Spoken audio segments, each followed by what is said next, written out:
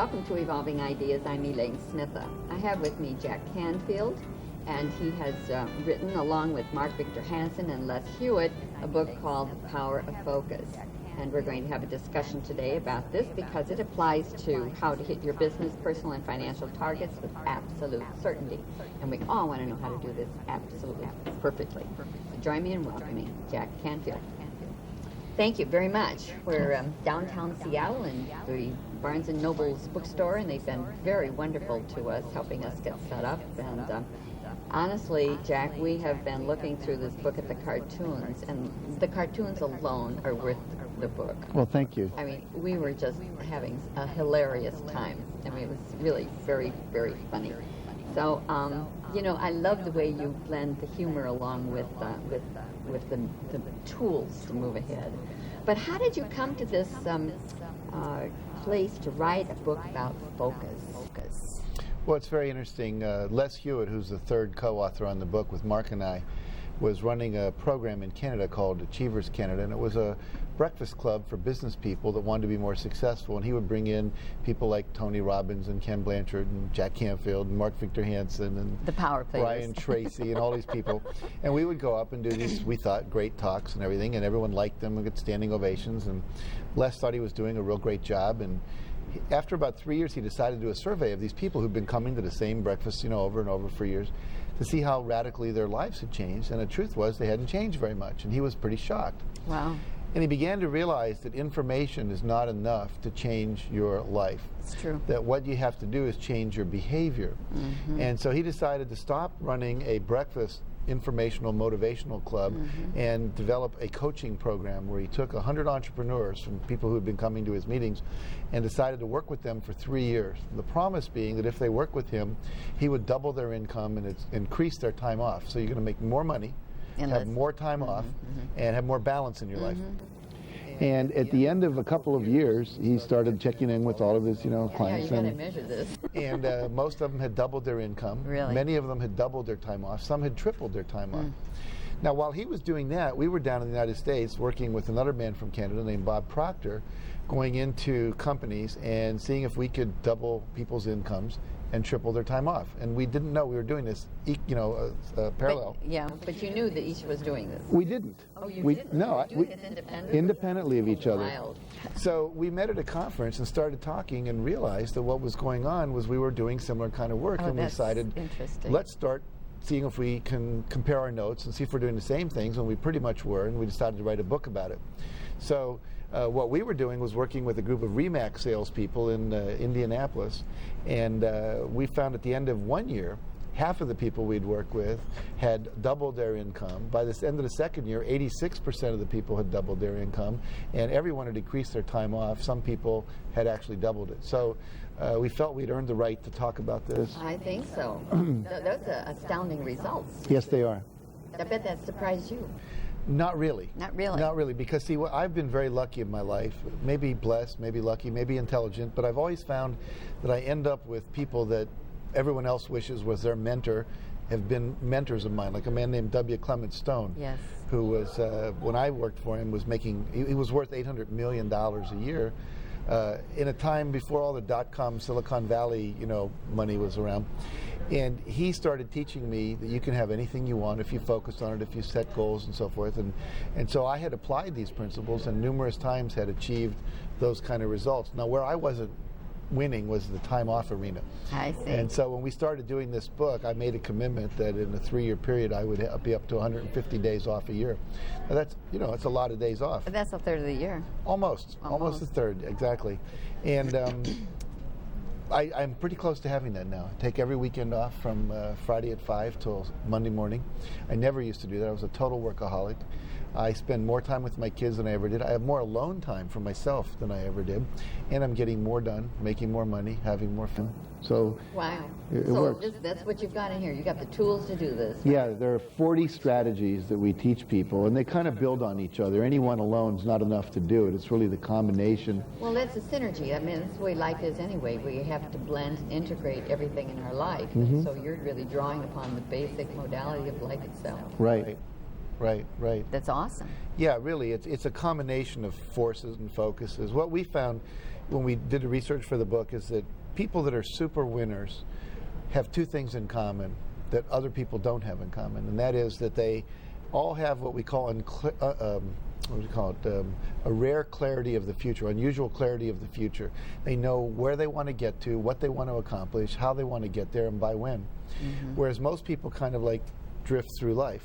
The other thing they have is they have what we call habits of success. We found that 90% of our behavior is habitual. Oh, sure. Like you probably wear 20% of your clothes 80% of the time because you like those. 80 proportion. Exactly. They become habitual, you know, and we get dressed the same way. We have our little routines the same. And our habits, our mental processes are also habitual. So when I started working for W. Clement Stone, he said, look, I want you to develop one new habit every quarter. If you do that, in 20 years you'll have 80 new habits. That's plenty to get successful financially, have great relationships, great health, and professional success. Awesome. And they do note, and I noticed you had it in the book, that they say that it takes 21 days to really change a habit. Yeah, it takes 21 days to change it, but we're now saying you got to go beyond that, because everyone here is like flossed their teeth for a month and then stopped, you know. But we're It's a good comparison. Yeah, what we're really saying is it takes about 3 months to really lock something in. So again, we go back to each quarter of the year. If you were to pick a new financial habit, for example, everyone knows that if you take 10% of your income and invest it, if you start that early enough in life, you're pretty much guaranteed to retire a millionaire. But most people don't do that because it's not a habit. Physically, if we were to drink 10 glasses of water a day and exercise, 3 times a week for 45 minutes and take our vitamins and minerals and so forth. Sounds like me. we'd be healthier, That's what I'm doing. and relationships. What if we had the habit of every week, let's say we were in a relationship, and every week I would ask you at Friday, say 9 o'clock at night, on a scale of 1 to 10, what's been the quality of our of our relationship? And if you said 6, I have to ask a follow-up question, which says, what would it take to make it a 10? Now, if I asked you that every week, I'm getting some real valuable feedback. Of what I could ask my children that question. I could ask my clients, my boss, my supervisees, etc. So it's building in these little habits that over time create the quality of life that you want to have. Yeah, I loved your thing about the mentors. Can we talk about that? Absolutely, please. You were fortunate to have someone like W. Clement Stone. Many people don't, and you talk about how to get a mentor, how to choose one. So what would you recommend? Well, basically, everything we want to do, someone else has already done it. That's Whether right. it's be a business success, be more spiritual in our life, be healthier, etc. So the key is to seek out those people who've already achieved what you want to achieve and then find ways to spend time with them.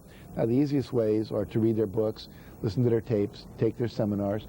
But when you've done enough of that base work so they know you've done your homework, then you can reach out to someone and say, would you be willing to spend 10 minutes with me once a month on the phone? And normally when people try to get a mentor, they think they're going to get a day a month with somebody. Well, it's not likely. But I'm telling you, if you could be with Bill Gates or Warren Buffett or, the head of Sony Records or whatever and get 10 minutes on the phone, really targeted. And what I find is if you start and ask them for something small, after a while it starts to expand naturally if there's a good relationship. Right. We write about one man in the book who owns a trucking company in Canada.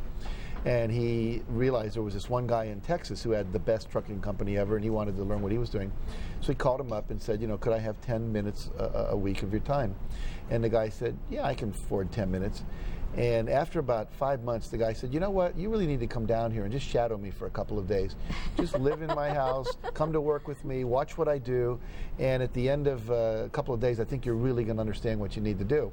And so sure enough, this guy goes down, spends the 2 days with him. So it expands, but you have to start with a clear focus, know who you want, and you might have to ask 8 people to get 5. To get one to spend 5 minutes with you. But we teach in the book, a no is simply responded to by saying next, because there's lots of people that could be your mentor, lots of people that could be your partner, your coach, whatever it might be. That's very good. That's very good. Not to feel like a failure because somebody said no to you. Right. All salespeople know you probably get 25 no's for every yes. Right. You got to kiss a lot of frogs to find a prince. That kind of a quote that's out really there. Good. Just to give you an example, we're most well known for the Chicken Soup for the Soul series, in which there are 50. We haven't even discussed that yet. There's 51 million books in that series, and we were turned down by 33 publishers in New York. Incredible. I read that and I thought, oh my God.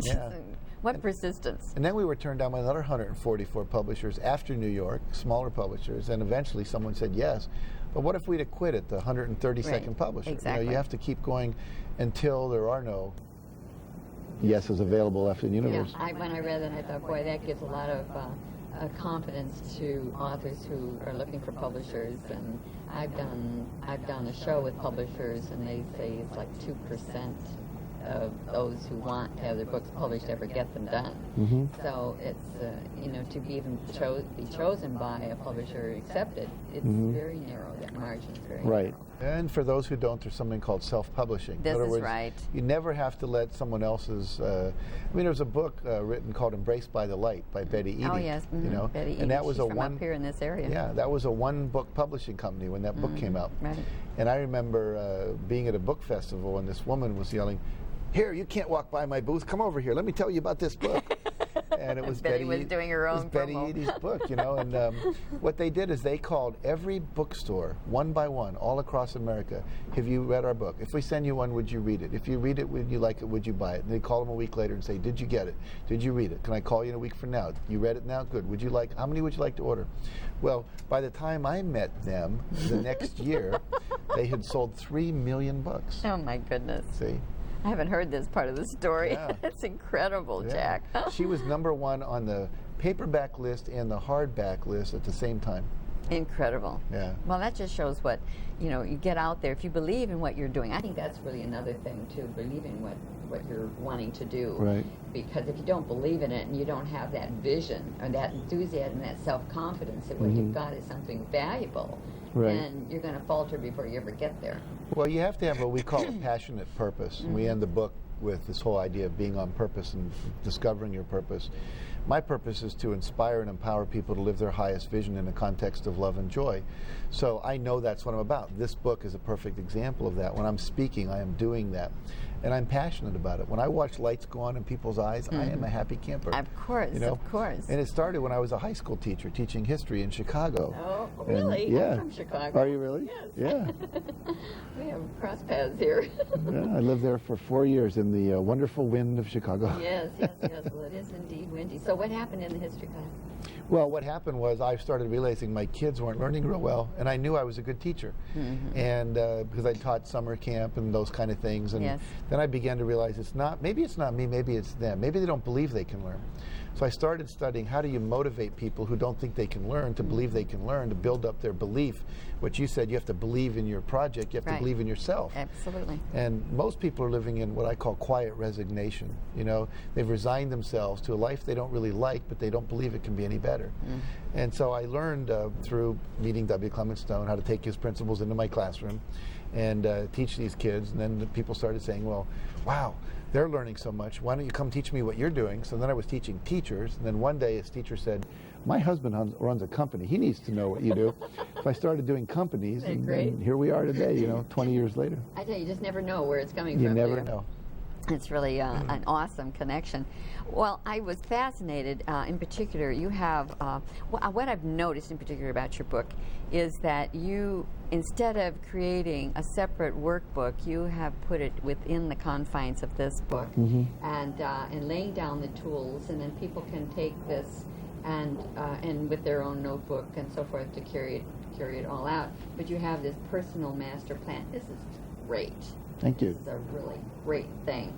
And then you follow it up with the Achievers Focusing System. So are these steps that you have learned, to do yourself, and you're writing down on that? Yes. Basically, as I said earlier, everybody that's successful really has a master plan for their life. Now, someone could say, I'm just going to follow God's will every day and not have a plan, but that's your plan, okay?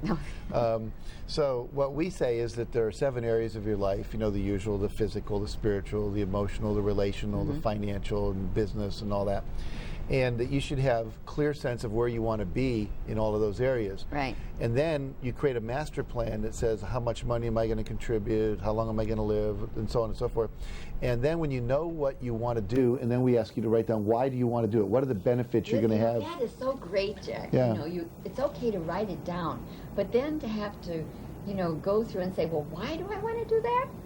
You know, and then have to write it down. You know, it's so good to write it down. The reason we ask you why you want it, and why do you want to be a millionaire, for instance? You know, yes. Everyone says, well, of course you want to be, but why for you? Exactly. Because once you're clear about why, then what happens is your unconscious and your mind are aligned with your desires, so that your mind has a reason to do this thing. Because often the things you're going to have to do to get there aren't always that fun.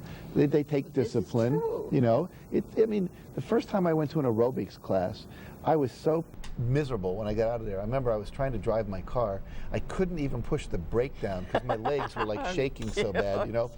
And you know, you have to sacrifice a little bit. Yeah. But if you know why you're sacrificing, I mean, I worked for 5 years. I was on the road 15, 20 days a month doing speaking because my kids were in college.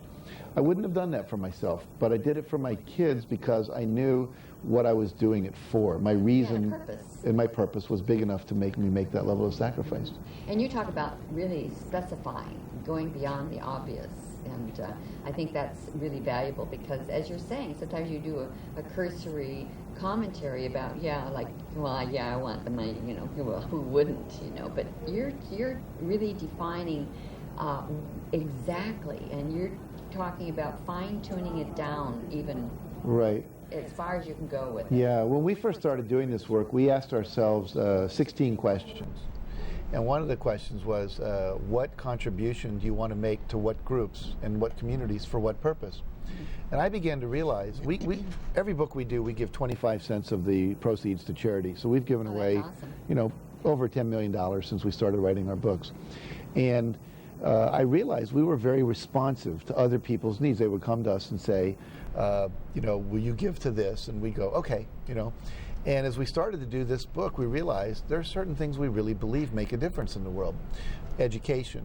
Absolutely. Consciousness work, like meditation and yoga and things like that. We believe very firmly in stopping child abuse, because if you're abused as a child, you know, it can have a lifetime effect on you.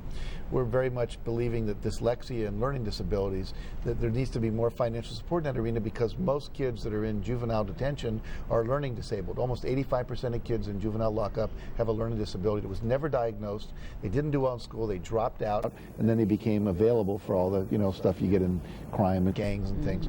So we're very much into misfits. They feel misfits. Exactly. So we have a certain number of things we want to do, and I realized my giving wasn't in alignment with what I think really makes a difference.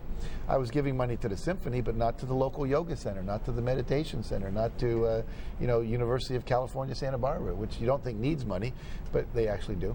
So all of a sudden, when you know exactly what you care about, most of us don't think enough about our lives. One person we interviewed said, you have to start working more on your life and less in your life. Work more on your business and less in your business.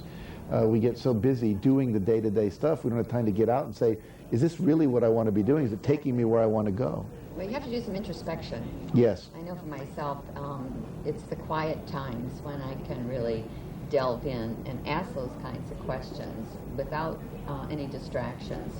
And for me, I like to sit in bed and kind of contemplate, you know, and make notes and work it through. And that way, then when I get up in the morning, then I have a new vision for the day and a new purpose for moving forward. Right. So I'm practicing some of these things already, Jack. Well, you know, it's interesting. I started taking a coaching class about 7 months ago, and the pre-work for the course took me 16 hours to complete. Really? And it was all focusing questions, getting me clearer than I've ever been in my life about what I want. And I'm pretty clear. And I've been doing this work for a long time, you know, 20-some years. And yet I realized there was areas where I was still vague. And it takes, as you said, it takes thinking time. It does. You need that quiet time. I don't know, some people might call it meditation. I don't really use those kinds of terms in regard to what I'm doing in that, but in essence it really is, because you're drawing on your subconscious mind and defining, what is it I want in my life? Was this day really good? How did I handle that business conversation? Was I really representing myself authentically? You know, or were they trying to fool me? I mean, you know, you can, and that way I think when you go through this, at least for myself, I get to know more about who I am. Well, let me share a technique with you. In fact, it's not even in this book, but you remind me of it. It's such a powerful technique. I wish we put it in the book. Well, next time, Jack, you give me the byline. The next book. But it's called The Daily Review. And it's simply closing your eyes at the end of every day and asking yourself, your unconscious, show me 3 or 4 places where I wasn't as good a person as I could have been, or areas where I could improve. And all of a sudden you get like, oh, I yelled at that bank teller, or, you know, I got scared when that person said such and such and I didn't really say what I felt, I did what I meant, or I could have asked for more and I didn't, or my son wanted to spend time with me and I didn't do it, or whatever it is.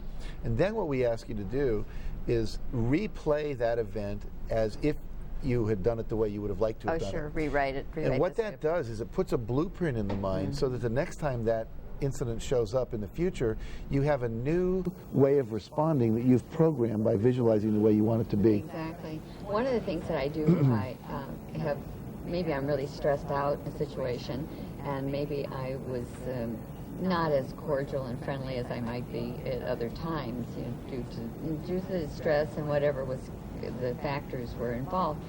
And sometimes I beat myself up, you know, I berate myself. I say, wow, you know, Elaine, why did you do that? You know, you shouldn't have done that. And I say, no, calm down, you know.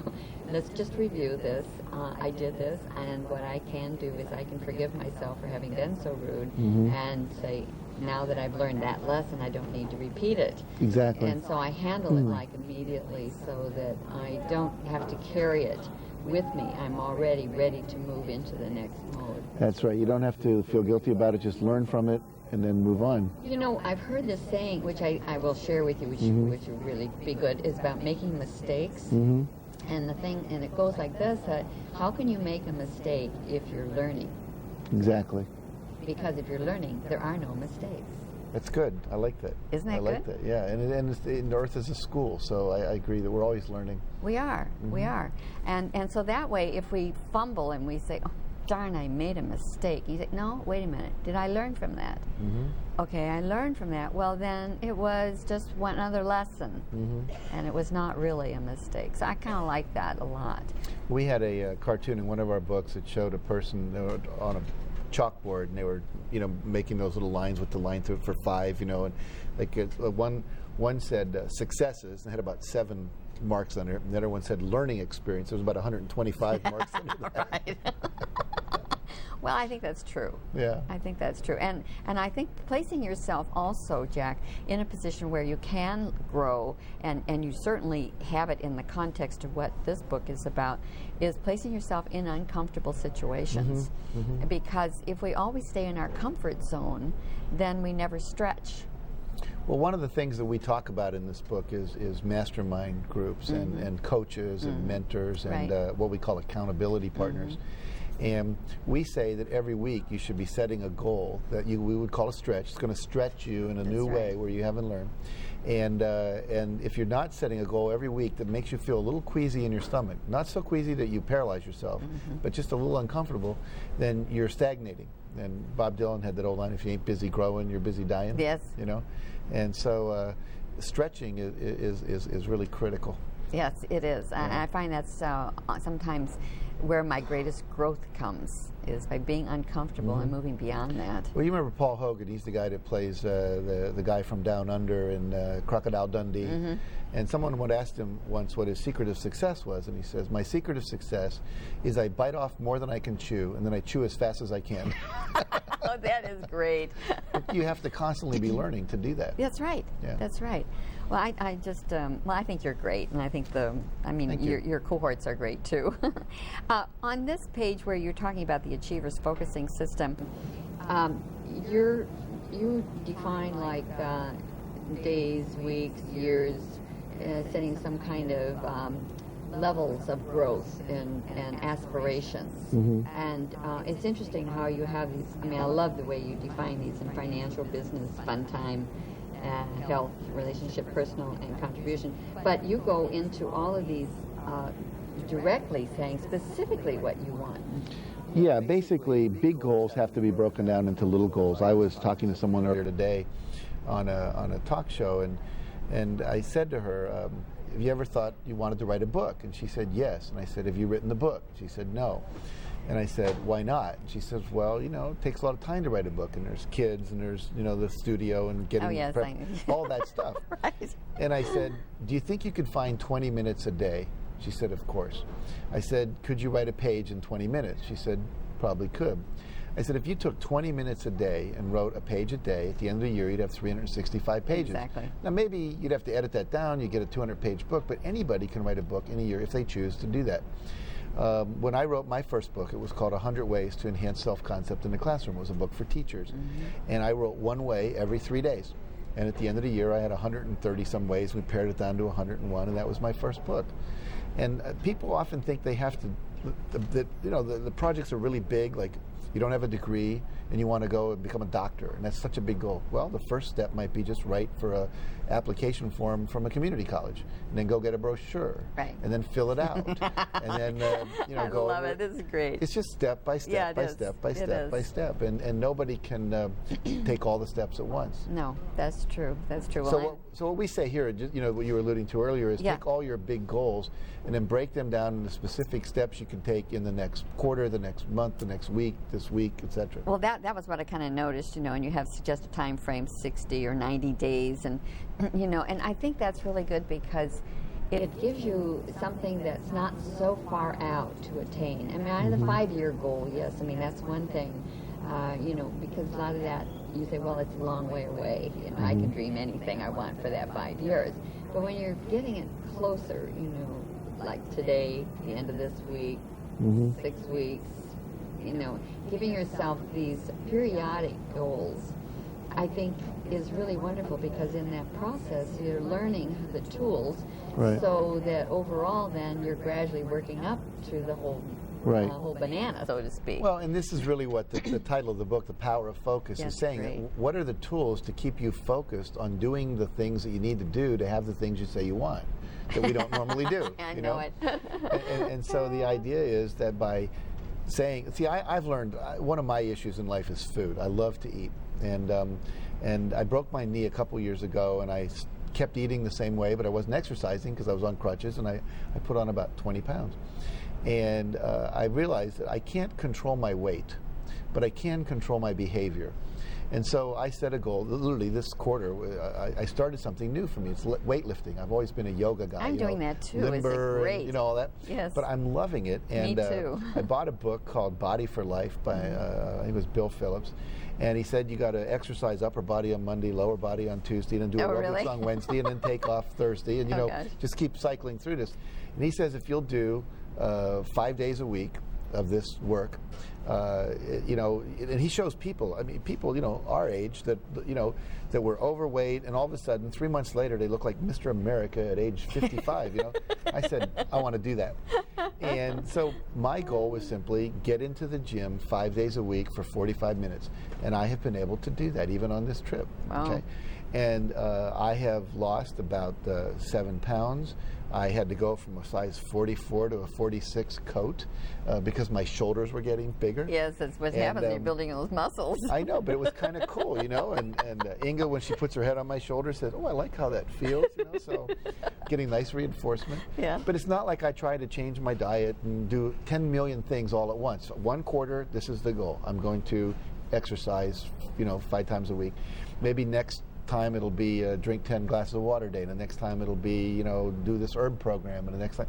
But if you just keep building in these habits over time, then eventually you have a whole, as we said earlier, a bunch of habits that are making your life work. You really do. And you can't do it all at once. No. It's the old thing, how do you eat a watermelon? And the answer is 1 bite at a time. It's true. Yeah, I just started doing weightlifting and aerobics like in January, and boy, I feel so much better. Don't you feel more dynamic, like just more like energy and vitality? Awesome. Me too. Yeah, I just, in fact, I went and did water aerobics this morning. I said, I can't, I gotta get invigorated before I go up there and see Jack. Well, you succeeded. Yeah, I just feel really great. Well, what about this Be Alert system? That's really kind of interesting. Well, we've taken each letter and we tried to take the major principles of the book and give an acronym that people could relate to. And so those are always good. So B stands for blueprint, and we talk about having a master plan and a blueprint. Kind of is a double entendre, though. you know, be alert. Yes, it is. It also is a little pay attention. That's right, exactly. And so the B is blueprint, A is action. In my seminars, I often will hold up a $100 bill, and I'll say, if this were available, who would like it? And that's all I say. If this is available, I love it. And people look and they raise their hand, and eventually, it takes usually about a minute or two, someone gets up and walks up and takes it out of my hand. And then I make the point. You can have blueprints, you can visualize, you can meditate, you can pray, you can read books about it, but until you take action, nothing happens. That's great. So it's blueprint action, then learning. As I said earlier, W. Clement Stone said, read a book a day. We need to study the things we say we want. Here we are in this amazingly volatile financial market. What if we read a financial book every week for like 3 months? We'd know a lot about markets and bonds and investing and all that. Most people don't do that. They just blame the market for being fluctuating. Well, let me break in here for just a minute, because I think what you're bringing up in this point is having the curiosity to learn. And I think if you're limiting the reading to the evening newspaper, then that's not really feeding you, giving you the background upon which to make better decisions. Right. And you talk about that too. You must be informed to have the ability to make better decisions for yourself. Right. You've got to have information, and you've got to ask. And I think, one of the asking-learning relationships is I was working for an optical company that makes the lenses for half of the eyeglasses in America. I was the first outside speaker they ever hired to come in to do a talk to their staff. And I got there a half a day early, and I started going around asking people at the parties and on the golf course, do you know who the top 5 salespeople are in the company? And they go, yeah, Bob, Mary, Fred, Jane, Joe. And I'd say, okay, and I'd ask the next person, Bob, Fred. And so that night when I talked, I said, how many of you know who the top 5 salespeople are? Everyone raised their hand. I said, how many of you have ever gone up to them and said, you obviously know stuff I don't know, because you're doing a better job than me. Would you tell me what it is you're doing that would, if I were to do it, I could be as good as you? I said, how many of you have ever done that? Not one hand in the room went up. Really? So everyone knew where the information was and who had it, but they wouldn't go and get it. Everyone knows where the bookstore is. Everyone knows where the library is, but they don't avail themselves of the information. It's there. And it's sad. There's so much information. I mean, we're sitting here in the middle of a bookstore with probably 60,000 titles, every one of which has some useful information, and we don't take advantage of it. So I think we've got to ask. Now, the reason we don't ask people is we're afraid of rejection. Oh, sure, being denial, and you're not worth answering that question. You're so why bother? So I always tell people, if I apply to Harvard and I don't get in, I wasn't in Harvard before I applied. I'm not in Harvard after I applied. I haven't lost anything. That's my motto, too. I know. If I ask you to have dinner with me after this and you say no, I didn't have anyone to eat dinner with before, I didn't have anyone to eat dinner afterwards. Life didn't get worse. No, and I spent my whole life not having dinner with you, so I know how to handle that. See? So it's not a big deal. But you would have missed a wonderful opportunity. I'm sure I would have, just like everyone that doesn't ask people for information or read the books is also missing a great opportunity. I think, too, that a lot of people want to be asked. But, in other words, they're available. They would be available if anybody asked. But as you say, a lot of people don't ask. And you're right. It makes such a difference. And I love what you have. You have the ask and, the action. Because if we don't take action, then nothing ever comes to us. That's right. I'm afraid if we don't finish Be Alert, there's going to be this incomplete gestalt out there. So I just want to... No, please, go ahead. We have blueprint, action, learning. The E is for exercise, because that's where the energy comes from. Thank you for keeping me on We've target talked here. about that. No, it's okay. R is for relaxation and time off. One of the things we've found among highly successful people is they take massive amounts of time off to recreate themselves, whether it's to go to a meditation retreat or whether it's to go to the Bahamas and sip on margaritas for 5 days. But when they come back, they're ready to play, they're intuitive, they're focused, they're creative. And all those things that a week ago would have been crises are now just little to-dos. Oh, the plant burned down in Oxnard? No big deal. Call the insurance company, call the architect, we'll Isn't that handle wonderful? It. Yeah. Well, I think that's right, too, because we need to recreate ourselves. We need time to do that inner focus and not to have the stresses that are on us. You can't stay under stress all the time. because it'll break down your health. Absolutely, it breaks down your health, and it makes you stressed out. Everybody becomes an irritation. Nobody wants to relate to you when you're like that. It's like, ooh, what happened to that person? It costs you business relationships, family relationships, and as you said, Hans Selye showed that when you're stressed out, you actually break down the cells in the body faster, and so you increase your aging. That's why. Oh, absolutely. Finding some way to relax every day, whether it's meditation, sitting in a hot tub, getting a massage, going for a run, playing golf, listening to classical music, whatever your thing is critical. Yeah. And then the last thing in our little beat alert. I wanted to get that. is the T, and we've talked about this, but it ties it back together again, is thinking. We need to take time to think and evaluate. I had a really interesting experience last night. I was flying up here from Portland, and they offered me a little package of corn chips and salsa and a soda. And I took it because I was curious. I knew I wasn't going to drink it or eat it because I'd eaten the dinner and all already. But I wanted to see how many calories, because everyone on the plane was taking it. And there was 150 calories in the chips, and there was 180 calories in the soda. And I just did a little calculation. I said, that's about 330 calories. Let's round it off. 300 calories times 365 days. If you said yes to that every time, that'd be about 105,900 calories. Jack. I divided that by 3,000 calories, which is the amount of calories that, we're supposed to eat a day, roughly. And that was 36.5 days. So just saying no to soda and chips every day would give you a 36-day fast every year, which would be really good for your body. You would be able to shed that weight without a problem. So that's the kind of thinking we're asking people to do. It's the little things that add up. That's awesome. I've never really quite done it. I don't pay much attention to that, though, because I'm pretty petite anyway. I've never really gotten too far away from this, except when I was pregnant. But yeah. So anyway, you have a wonderful way of landing this all out here. Your book is really wonderful, and you see I've got this marked, How to Find Your Great Mentors. Let's see. You had, making yourself bulletproof. What about that? Well, we talk about building your fortress, we call it. Yeah, what does that mean? It means having a network of people that are your relationship built around you, accountant, lawyer, longevity specialist, doctor, fitness coach, whoever the people are that you're going to need to achieve what you've created as your life master plan. And so I have a group of people that I can call on at any time. And so we've got this fortress. And then when you've got, let's say you decided that you wanted to take your show to Europe.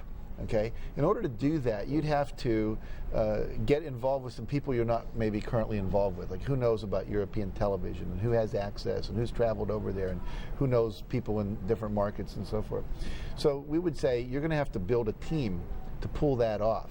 Who's going to be the members of your team? Right. And most people, they go, well, I don't know anyone that does that. So that's where they quit. So when we started deciding that we wanted to reach more people than books reach, because only 1 out of 6 people in America goes into a bookstore to buy a book every year, which is an amazing fact. Yes, it is. It said to us, we have to go to television, we have to go to the newspapers, we have to go to radio, and we didn't know anything about any of those arenas. So we said, okay, our goal is we're going to be in touch with a producer within 3 weeks. So the first step was how are we going to find out who the producers are? So I knew someone who was an agent once, and I said, could you give me, how do you find, they have an association. So we got the association list. Then we went down, I know that show, I like it, I know that show, I like it. So that's who we started calling. Now we're with Vin DeBona, who was the guy who was the producer of America's Funniest Home Videos. He's a great guy, very spiritually oriented person. And we have a show on PaxNet TV every Tuesday night called Chicken Soup for the Soul. But if I had let the fact that I didn't know anybody stop me at that point, I would be dead. But I have 6 or 7 people now in my television wall of my fortress, if you will, that we've built up over time. And now we're adding an advertising person that we'll always be working with. And so we're constantly building up this network so that they're always there to support us to achieve our goals. And I think it's very important to have that network. I think it really points up that we can't really do it all alone. Yeah. And we need to let other people be there with us to help share that, because they want to help. Right. And the thing we say about that most people don't realize is once you've decided who your top 20 people are, or whoever it is you need, you should be spending quality time with them on a regular basis. Like, I take one of my staff people out to lunch every week, Could be the receptionist, could be my advertising person, or marketing person, the person who books my seminars. So that I'm building that, deepening that relationship over time. I take my banker to lunch every couple months. I will go to LA and take my sister out, and she's the co-author of all of our teenage soul books. But she's critical to my success. And if I start taking these people for granted and they know it, and then they feel used. Yes, so we want to really build hard. that close relationship. It really does. Oh, you brought something else. Oh, I want to know, what is a longevity advisor, or that person? What is that? Well, there are now doctors who specialize in keeping people alive long. So they are longevity specialists, right? And there's actually an association of MDs and holistic practitioners, but mostly MDs, that have been studying for the last 20, 30 years how to keep yourself healthy at a higher level than most people, rather than you go to the doctor when you're sick. We now are saying, so every 6 months I get my blood work done. I found out last time I had too much mercury in my blood, and now I'm doing something called chelation, where they IV into your arm and it chelates that out. I've done a couple of shows with Dr. Elmer Cranton, who actually edited the textbook for chelation. Yeah, and then I found out, he sent me over to UCLA, and I had a CAT scan MRI of my heart and all the arteries going in and out. I found out 3 of them are totally clean, and one has a little That's a good way to say that. One of them has a little calcium deposit in it, and calcium is what attracts the cholesterol, and that's what creates the block. So now we're chelating to get the calcium out. And he's got me taking some very exotic herbs and vitamins every day, and he's got me exercising. You know, the weightlifting thing came from him. And we're now, one of the interesting things, they're now hypothesizing that heart attacks may come from chlamydia, which is a disease that women often think of as yeast kind of disease, but it will get in the little lesions that are in the vessels, and then the calcium comes to cover up the lesion. And so we're doing now things that keep all these kind of yeast and bacteria from growing in my body, so I won't have that problem. And he's got me eating certain foods and not others, because we find I'm allergic to certain foods. Yes. And cytotoxic test, did you take one of those? Yes, exactly. So all these little things are lengthening my life. And then the other thing, he said, do you snore? And I said, yes. And he said, you know, you might have sleep apnea. Oh, God. So I went over and found out. I went to a sleep clinic and discovered I do have apnea. And I was literally waking myself up to almost conscious, out of delta up into alpha waves 53 times an hour. Oh, my gosh. I had no consistent delta sleep. Oh, my. And I was falling asleep around 7 o'clock watching the news and things like that in my life. And I wasn't really available for my kids that much because I was tired at night. Now I wear a little machine that it basically pumps a little extra air in, which then forces the throat open. I get 6.5 hours of pure delta sleep. I'm ready to go. And they said that I could have died of a heart attack because your heart can go into shock. Because I was going in the middle of the night. So he's devoted to keeping me alive, and I'm that was very descriptive. Very happy to have him do that. I won't go deeper than that. I have my limits on air, as it were. Oh, golly, you're amazing. Oh, well, that's very good. I think really stress plays a very large part, though, in heart conditions, and so, you know, if you just make one of your goals, Jack, not to have so much stress. Well, you know, I don't have that much stress. I have a lot of excitement in my life. I love what I do. I do too. It doesn't. But I do meditate every day, and I do yoga, and I get a massage once a week. That's another thing. That's a good one. They found that people that get massages often actually do live longer. The other thing they found is that people that serve, that go out and do volunteer work, tend to live longer. So I'm very involved in volunteer work. There you go. Well, my gosh, it sounds to me like you have a well-rounded life there. Thank you, I do. Well, let's see. I mean, I just don't know where all to go. I mean, I want to get as much as we can. You talk about consistent persistence. I love your cartoons. They're just absolutely awesome. It's accidentally listened to my motivation tapes backwards and became a failure. Please help. I love that. Well, I think consistent persistence, I mean, persistent means to be pretty consistent, doesn't it? Well, you have another interpretation of that? Well, let me well, no, I think persistence has to be over time and consistent. But let me give you a really good story that illustrates the power of this. There's a chiropractor in California, lives in the Monterey Beach area, and he got out of chiropractic school. His name was Ignatius Piazza. And he decided he wanted to go and start a chiropractic thing near the Monterey area practice. And he went to the Chiropractic Association. He said, I'd like to start a chiropractic business. I'd like your help because you guys have been here for a while. And they said, don't come here. He said, why not? He said, we've got about one chiropractor for every 8 people already. Everyone wants to live here. It's like living in Santa Barbara or Pebble Beach or Palm Springs, whatever. Right. And he said, well, I wasn't going to let other people determine my life. So what he did is he, for 8 hours a day, would go and knock on doors. He did this for 6 months. He would start about 8 in the morning, stop about 8 at night. And he would knock on a door and say, hi, I'm a new doctor in town. I'm opening up a practice. I'd like to ask you 5 or 6 questions if I could. And they'd say yes. And he'd say, have you ever used chiropractic? And if you would use one, would you want to go early in the morning or late in the night if we stayed open beyond 8 to 5? Great demographic. Yeah. Should I call my office Chiropractic West or Piazza Chiropractic? What newspaper should I advertise in? And finally he said, if I were to open up my practice and had an open house, would you like an invitation? Most people said yes. He'd get their name and address. He'd go to the next house. Now, he did this every day for 6 months. The day he opened his practice, he had an open house. There was something like over 1,000 people that showed up. They had a party in the parking lot. In a town that didn't need a chiropractor, his first month's income after taxes was $72,000. He made over $1 million that year. He was 23 years old, just fresh out of chiropractic school. But he refused to take someone else's word, and he got very persistent and very consistent. He told us he knocked on over 12,500 doors, talked to over 6,500 people, which resulted in 1,000 people showing up to his open house. Now, I used to tell this story in my talks. Fantastic story. I was in Monterey telling this story, and someone raised his hand and said, he knocked on my door. I didn't go to him for 4 years. But when my back slipped out at work, I still had his card. And I called him up, and I went to see him. Yeah, that's awesome. There's your longevity. Yeah, really. Now, you talk about money and why people can't seem to manage their money, and even though there's abundance, what tools would you have to guide us? Well, 2 things. Most people are in denial about money. They don't know how much they spend. They don't know what they spend it on. They don't really know how much they're worth. They don't have a plan for what they want to be worth when they retire, so they'll have the ability to live. The average 55-year-old in America, their net worth is about $90,000. It's not enough to live on. Most people, up until about 5 years ago when the stock market really took off, the last 3 years, the average retirement that people had was about $35,000. Well, that doesn't do it. So we say, first of all, get clear about where you are, where your money is going, and then start saving. Get a financial planner. This should be part of that fortress we talked about. You have a financial planner, an investment broker, someone that can advise you, that says, if this is where you want to be by here, this is what you're going to have to do. And I don't care how little money you make.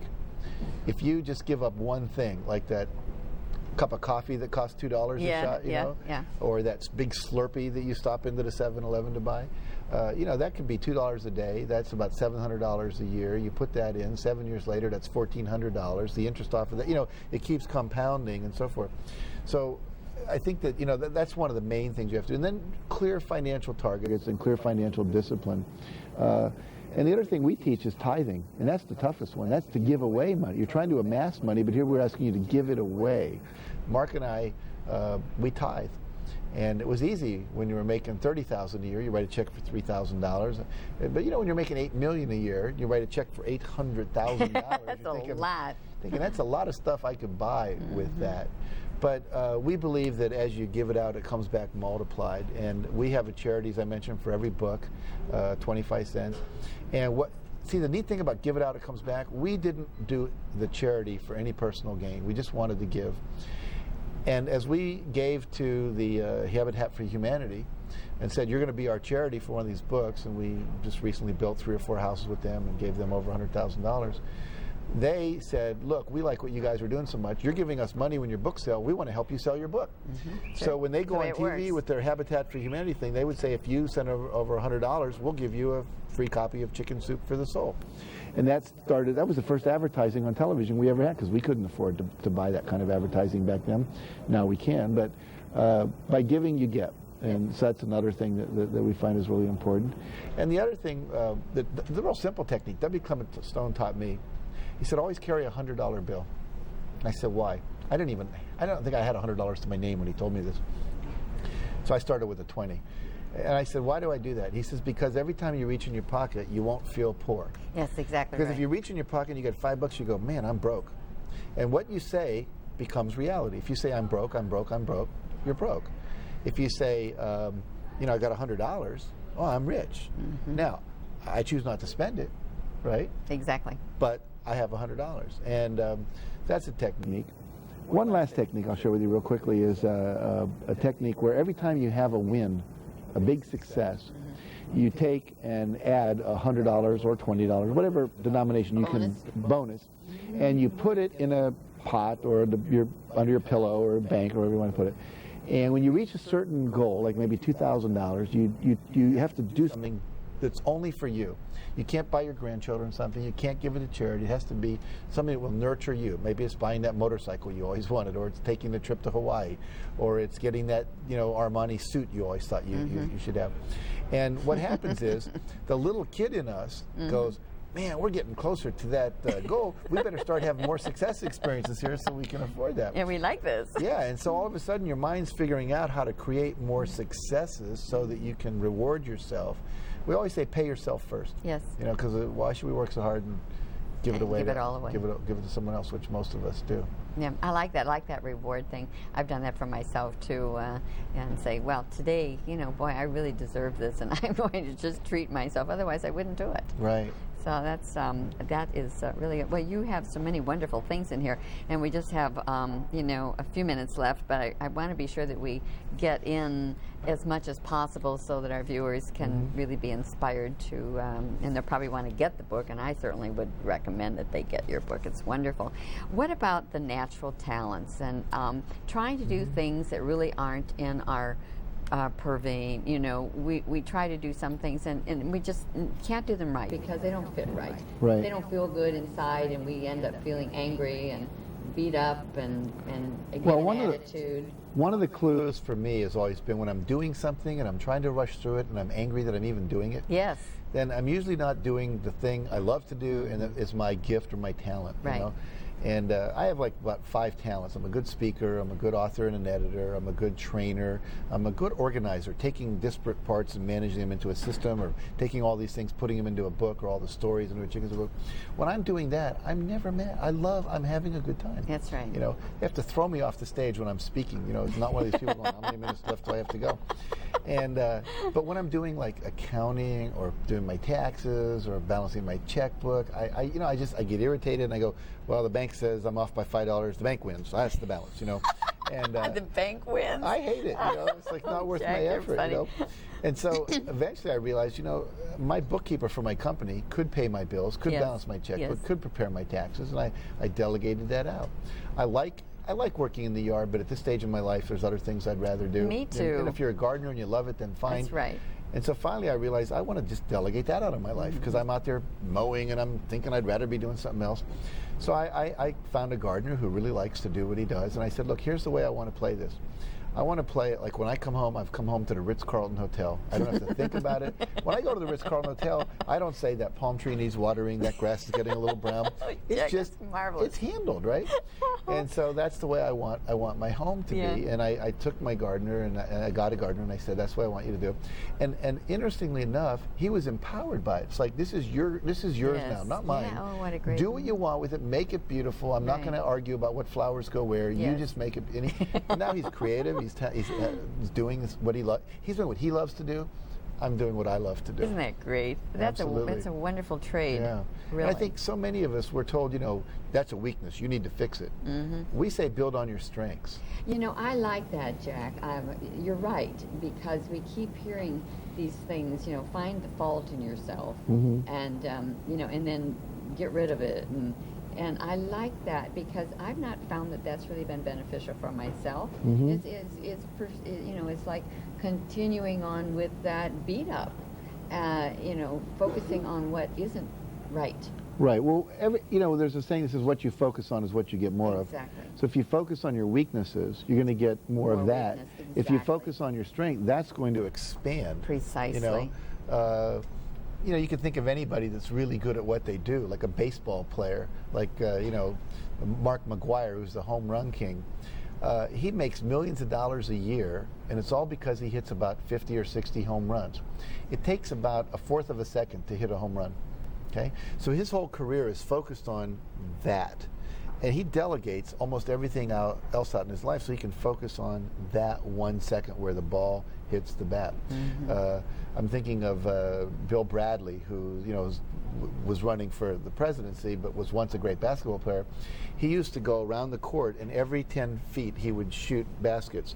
And he had to get something like 22 out of 30. And if he got 20 out of 30, he had to start again and do it again. He wouldn't go in the dressing room until everyone, people would be gone for an hour. He was still out there shooting, but he was building on his strength. I'm not good at this, I'm not good at that, but I am good at sinking long, jump shots. That's what I'm going to focus on, because that's what the ball comes down to. That's what the game comes down to, is that 1 second to go, that final shot, and I win.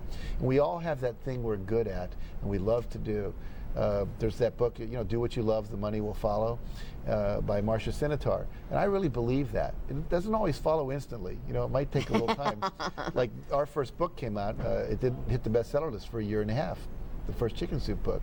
But we were doing what we loved. I had 2 staff people quit. They quit. They said, we can't work for you anymore. You're going off on this weird tangent with this stupid book title. We're trying to work in corporations. I know, they thought your title was really just... They thought it was really stupid.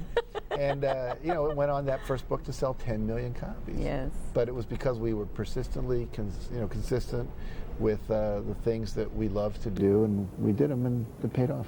I think that's a very good lesson in focus, and I'm so proud of you and Mark and Les for all your, putting all this together in this book. Is just wonderful.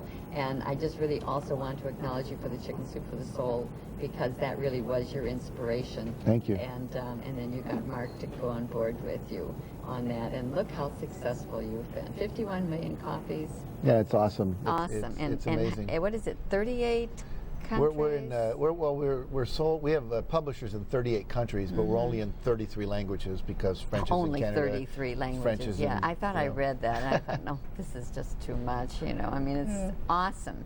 But we're not satisfied yet. I mean, there's over 100 languages in the world, so we've got a way to go yet. Oh golly! Well, not only that, but didn't I read someplace that Mark said something about writing 40 more books? We actually have 40 books that we're currently working on. There's the Veteran Soul, Olympic Soul, Grandparent Soul, etc. And we also set a goal, just for the fun of it, to sell 1 billion books by the year 2020, which requires you to sell 50 million books a year, which is a total of what it's taken us 7 years to sell. But we've actually got some plans now, because once you focus on something, even though you don't know how to do it, if you keep committed to it and talk about it and think about it and visualize about it, all of a sudden the solutions start coming. And actually the solution for that one came from someone down in Texas in a conversation. He said, well, if that's what you really want to do, the model you currently have won't work. Can't work. You've got to have a new business model, and we have to take it from another industry. I can't share it with you yet, because we're just about to do it. I can sort of feel, I sense what this is. But the idea is, we were the best-selling authors in 1997, 1998. We sold more books than John Grisham and Danielle Steele and everybody. I know, it's incredible. Last year we got beat out by Harry Potter. Yes. You only get to be king for a while.